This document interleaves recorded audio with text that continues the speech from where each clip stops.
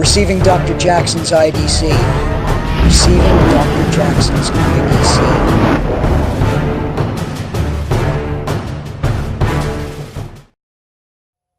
Okay, so today we've got Poison Ivy from the new Batman Adventures. I ordered this figure online as a base figure for a custom I'm doing, actually, and figured I'd make a little review of it before I go and cut her up.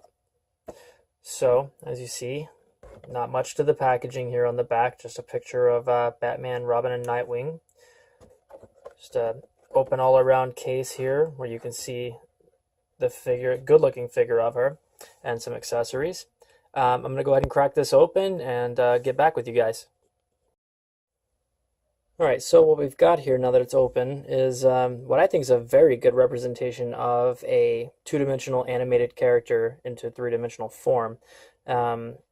It looks like she stepped right out of the screen. The first thing I noticed when getting it out of the package was that first I thought she had no pupils, but if you look, she actually has these really faint green, I don't know if you guys can see that. It's really eerie looking eyes. Very cool effect they have there. And then of course the dark green paint all over her costume, her eyebrows, eyelashes, and her lips. They did a really cool job of making the hair very simple and cartoony, very effective. I think it works from all the angles.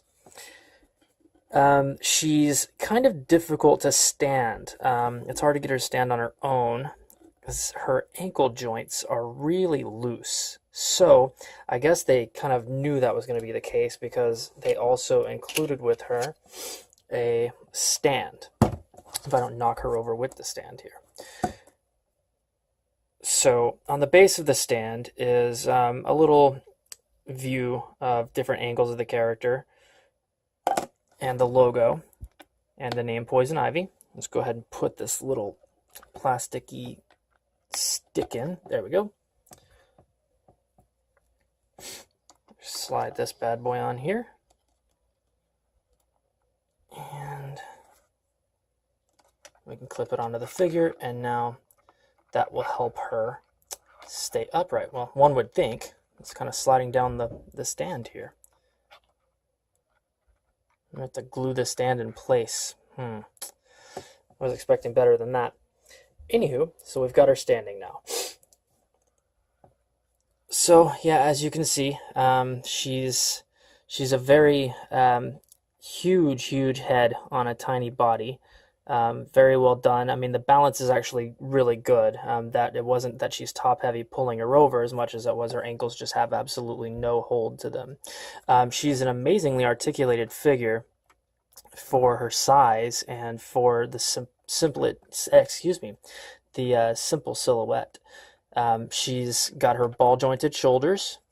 Of course, the neck goes left and right. I'm assuming there's probably an up and down on the rest of the characters from this line, but because of her big hair, it kind of limits the movement there. She's got the elbow swivel. There's even a swivel at the top of this, I guess, arm band thing that she's wearing. You've got a swivel. You've got a hinge right there. On the wrist, you've also got a tiny little swivel and also a hinge, and it's very, very thin wrist on this figure, so kind of concerned about popping that. Oh, there we go. It's actually a pretty sturdy joint there. They should have done the same thing with the ankles.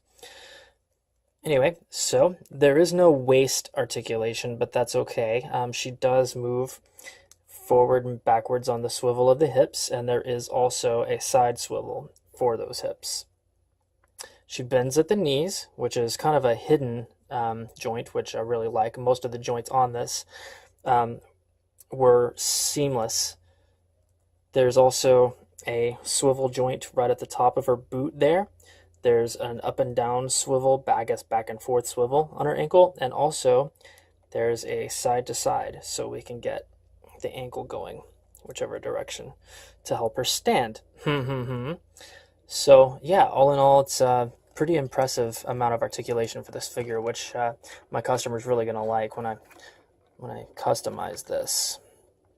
So, other than the base figure itself, she did come with some accessories, the first of which is She comes with replacement hands, interchangeable hands here. There's 2 closed fists that she comes with, as well as 2, I guess, somewhat open hands for holding things, weapons, which she does come with. She doesn't come with weapons, but she does come with these, I guess, little beakers, these little scientific beakers. You can see there's 2 red and 1 green. I'm going to see if maybe I can get it to fit in one of her little open extra hands here.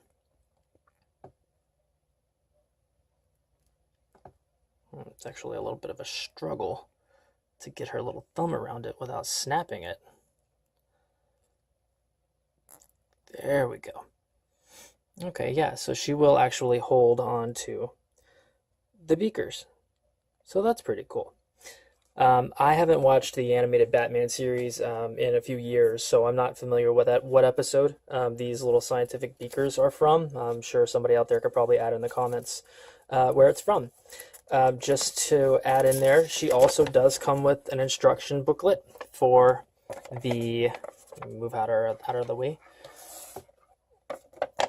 for the putting together of her stand, as well as a list of all the figures in this line, as you can see there. The little artwork on the back for the new Batman Adventures, and of course Batman the Animated Series. So yeah, all in all, I think it's a really good looking figure. I'm excited to get to work on it. This will be my first animated custom figure. So I have to say I'm very impressed with the work that they've done here. They bring her back into focus. And so that's it. Thank you very much for watching.